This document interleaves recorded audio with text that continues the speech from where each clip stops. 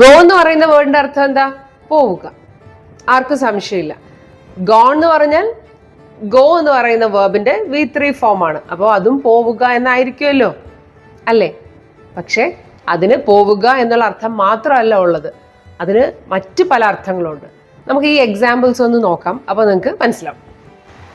I have gone, ആ ഒരു phrase വെച്ചിട്ട് നമ്മൾ ഇത്രയും സെന്റൻസുകൾ പഠിക്കാൻ പോവാണ്. I have gone for a 30-minute walk. 30-minute walk, ഞാൻ ഒരു 30 മിനിറ്റ് നടത്തത്തിന് ഇന്ന് പോയി.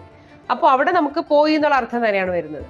ഇവിടെ നിങ്ങൾ നോട്ട് ചെയ്യേണ്ടത് 30-minute വാക്ക് എന്നാണ് പറയേണ്ടത്. 30 minutes എന്ന് നമ്മളിവിടെ പറയില്ല. കാരണം 30 മിനിറ്റുകൾ എന്നല്ല നമ്മളിവിടെ പറയുന്നത്. നടത്തത്തിനെ നമ്മളൊന്ന് ഡിസ്ക്രൈബ് ചെയ്തതാ. 30 മിനിറ്റ് നടത്തം.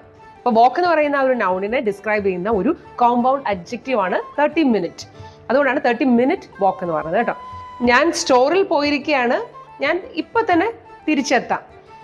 അവിടെയും പോവുക എന്നുള്ള അർത്ഥം തന്നെയാണ് വന്നിരിക്കുന്നത്. I have gone to the store, I will be right back. ഫോണിൽ നമ്മൾ ആരെങ്കിലും വിളിച്ചിട്ട് നീ ഇപ്പോൾ എവിടെയാണെന്ന് ചോദിക്കുമ്പോൾ നമ്മൾക്ക് പറയാമല്ലോ, ഞാനിപ്പോൾ സ്റ്റോറിൽ പോയിരിക്കുകയാണ്, ഞാൻ ദാ ഇപ്പം തന്നെ വരാം.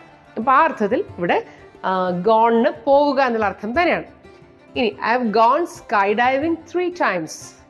അപ്പോൾ സ്കൈ ഡൈവിങ്ങിന് ഞാൻ 3 പ്രാവശ്യം പോയിട്ടുണ്ട് എന്ന് പറഞ്ഞാൽ അവിടെ ഈ നടന്നു പോയി അല്ലെങ്കിൽ നമ്മൾ എവിടെയെങ്കിലും പോയി എന്നാണോ അർത്ഥം? അല്ല. സ്കൈ ഡൈവിങ് നമ്മൾ ചെയ്ത ആ ഒരു എക്സ്പീരിയൻസ് നമ്മൾ അനുഭവിച്ചു എന്നാണ് പറയുന്നത്. അപ്പം ഞാൻ സ്കൈ ഡൈവിങ് 3 പ്രാവശ്യം ചെയ്തു അല്ലെങ്കിൽ സ്കൈ ഡൈവിങ് ചെയ്യാൻ ഞാൻ പോയിട്ടുണ്ട്. ഓക്കെ, അപ്പോൾ അവിടെയും ആ ഒരു ഇൻഡയറക്റ്റ് ആയിട്ട് നമുക്ക് വേണമെങ്കിൽ മലയാളീകരിച്ച് ആ പോയിട്ടുണ്ട് എന്നുള്ള ഒരു അർത്ഥം അവിടെ കൊടുക്കാം. ഇനി അടുത്ത് നോക്കൂ, I have gone through the entire book. ആ പുസ്തകം മുഴുവനും ഞാൻ വായിച്ചു എന്നാണ് ഇവിടെ അർത്ഥം. അപ്പം I have gone through the entire book എന്ന് പറഞ്ഞാൽ ആ പുസ്തകം മുഴുവൻ വായിച്ചു എന്നാണ്.